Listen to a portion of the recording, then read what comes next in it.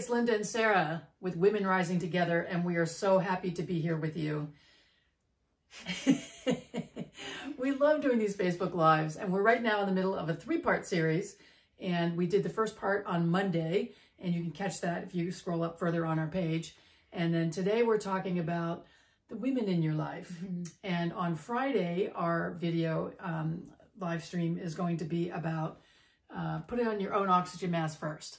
So we would love it if you would like our videos, if you like them, comment, share them with your friends you think that would be helpful with. And then if you're interested, please join our group, Women Rising Together on Facebook. We'd love to have you. We're trying to create a movement of women who want to support each other and lift each other up during these tumultuous times. We all need a little more positive support in our lives, I think. So we're going to talk about the women in your life, aren't we? Yes. Yes. So we want to ask you, what was your relationship like with women and girls growing up? Your mom, your aunts, your grandparents, your cousins, your friends, your acquaintances, what were those relationships like? And we're going to share a little bit about ours, but one of the things we know is that you need to know where you've come from and how that's influenced where you are now in order to figure out where you are now and to plot the path of where you want to go. So it's so important to go, oh, I've had this pattern my whole life because I learned this from my mother influence, or I learned this from my friends. So what was it like for you growing up with the women in your life? Well, I just remember like the two people that I remember, like it was like it was like first and second grade, I think, where I befriended with the less popular girl in the class. Like people didn't like these people as much, and I befriended them. They're also, one of them was really very odd, like really, really weird. But I just kind of rolled with it. Like I was like, oh, whatever. And just sort of went with things and was very chill. I guess I've always been just very, like whatever people do is sort of like, whatever, if they're really weird, so what? That's just who they are. Like I'm pretty weird, so like I don't have much to say. Like that. Yeah. So but I just remember being really accepting of people, and and like not as judgmental as people, and that like even continued on into like middle school, where I was still friends with some people that not a lot of people really wanted to be around, but I was just kind of like, this is just who they are, so I'm just gonna accept it and like roll with it, I guess. So what did you learn from the people that didn't want to be around those people? I think it's part of, there's a lot of judgment that comes from that, and of not wanting to try to understand or figure out where they might have come from. And so I just kind of always try to look at someone being like, trying to figure out where they're coming from or who they are as a person, and maybe their past and how they were raised, of sort of like of how they are now, and just being like, okay, so this is who they are, this is kind of how they do things, how can I roll with that, like how can I make this work for me, is how I sort of think about that. Because I want to be nice to people. Like I would like to be accepting and nice to people. And that's something that other people have commented about, like who I am as a person, that it's like, I would have a lot more friends if more people were like you, just because I actively try to understand. Yeah. I remember there was a boy at Super Camp who actually said those exact words to you once. That's who I was thinking of. Yeah. Cool. I'm so interested in your perspective on that. And as you're thinking about this, whether you're a young person or you're an older person, to really think about what those influences were like. So I grew up in a household with a mom who had strong friendships with other women. They were women from our church, so they did service work together. They had fun together, and they became like extended family in our lives. I had aunts and cousins and friends over. We had a very active social life, not entertaining the way I would think of it now, but we just did stuff with other families. And so I had lots of role models of women.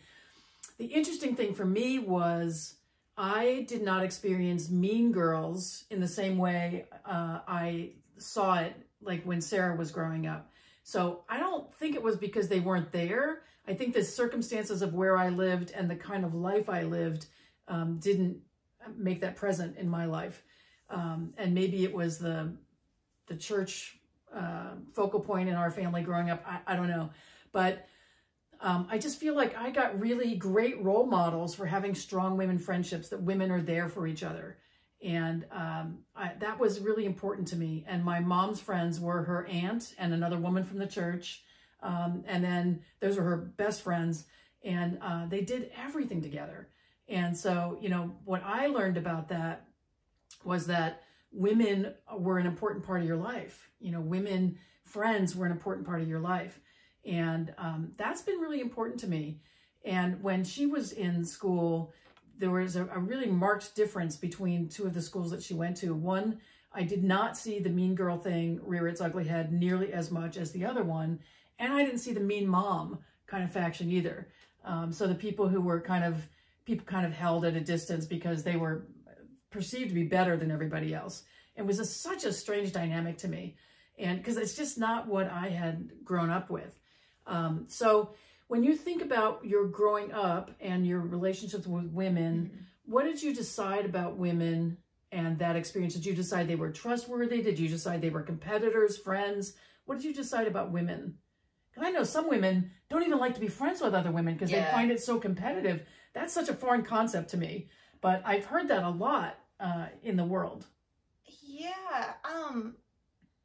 For me, I've kind of always seen other women as friends. They're not anything, they're not competitors, you know, I'm not competing with them, you know. What's been interesting though is like I've gone through periods of time in my life where I've been much closer to like guys, and then I'll turn it around and like all of my friends will be women. So it's been kind of interesting to have that flip-flop. But like as especially in college though, I was way more surrounded by women than previous points in my life. And I think that's just like with changes that come with that women tend to mature faster than guys. So we certainly saw that happen in your college years.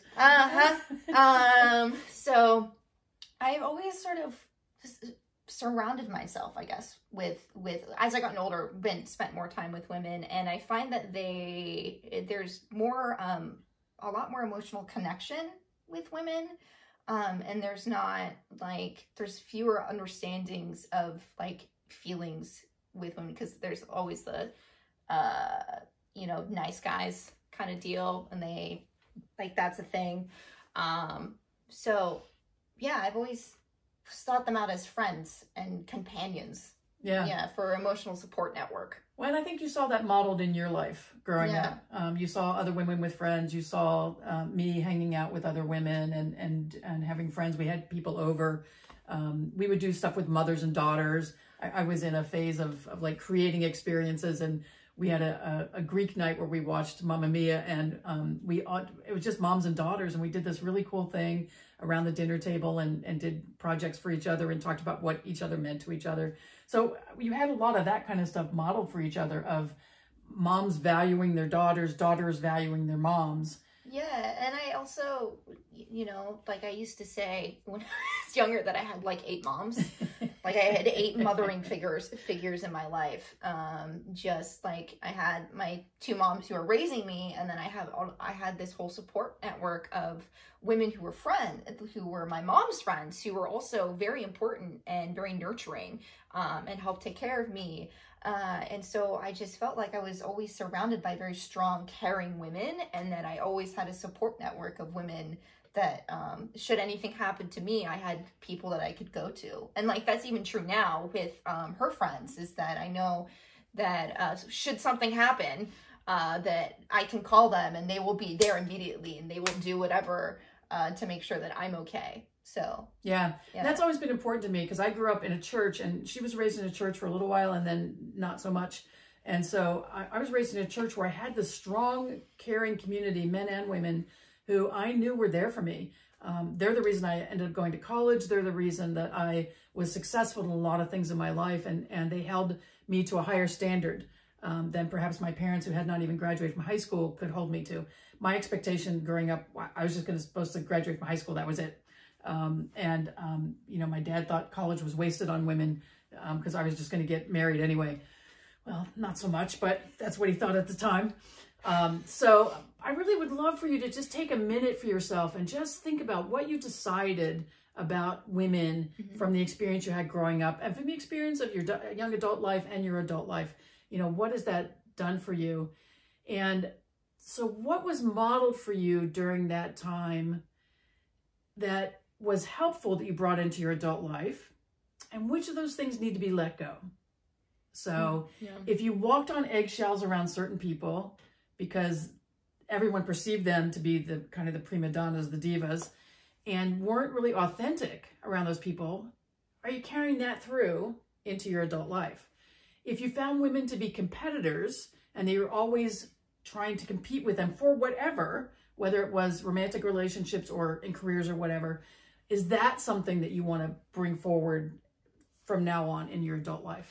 Really just take a second, because this whole movement of women rising together means we need to trust each other. We need to lift each other up. We don't need to criticize each other. There's just no need for that. I'm seeing that. Part of the reason we wanted to start this was in every group I'm in on Facebook, I just see these people who, with the anonymity of the internet, and it's not that anonymous because we see who you are most of the time, they're willing to say things that are just unkind and not solicited from the person who's posting. And so I really want us to build a community of women who lift each other up. And to do that, we need to make sure we understand where we've come from, what we learned, what we brought into our lives from that, and what we want to let go. Because there are definitely some things to let go. And for me, I feel really, really lucky. So I had that same thing of other adult women in my life. In fact, I've done a lot of inner child work, and I have this kind of whole inner child team. And two of the women who are now passed are in that inner child team, like supporting all my little kids. You know, so we have a little family meeting, and they're there. And it's like they were so important to me. And if I had not had them in my life, I think my life would have been really different. And I think that's been true for you too, to have women who care for you, you know, who always want to be there for you. I mean, I think has been important. Yeah, no, it's definitely, I think watching them be so caring has definitely made me really caring. I think that's part of why, like, I'm, you know, I say that I'm not everyone's cup of tea, but like I'm very accepting of people, and I'm more tolerant to a lot of like idiosyncrasies that other people have that a lot of people would probably find annoying. Just because I'm just like, that's just, so what? Like, that's just who they are as a person. That's what they've learned to do. You know, that might change and it might not. And it's not like it's hurting anyone. Like, why do we have to judge people for that? So that's kind of how I feel. So it's just creating that space of just, it's about unconditional love. Yeah. It's really about unconditional love. And I think the biggest contender of, well, not contender, but biggest influence of the unconditional love has been you. Oh. So my mommy has always accepted me for who I am, and put up with all of my goofiness. But you know, she likes that. I know that. Well, and it goes both ways. Yeah. You know, to feel accepted by your child. I know some of you don't feel that. And I can't imagine what that feels like. I mean, I just, that would feel awful. Yeah. So we're coming up on our time. So I just want to, last thing is just say, get present to where you are. Really acknowledge where you've come from, because for some of you, it's been a huge triumphant journey that you've gotten where you are. And acknowledge how you got here, who the women were that influenced you, and acknowledge who the men were too. But it's really important to see what you learned from the women, so you see what you're taking forward in the world, because it's all about how we next pay it forward. And then as you get present to where you are now, where you've come from, then you can imagine where you want to go. Because if you try to go to where you want to go first, you get hung up with all the things that you didn't acknowledge about where you've been coming from. So we just want to remind people we do have a 6-month coaching program. You just need to direct message us and we'll tell you all about it. We don't do these to advertise, but we figured we ought to mention it. Yeah. And so we also would love for you to join our group, Women Rising Together, on Facebook. And until Friday, we love you. Mwah.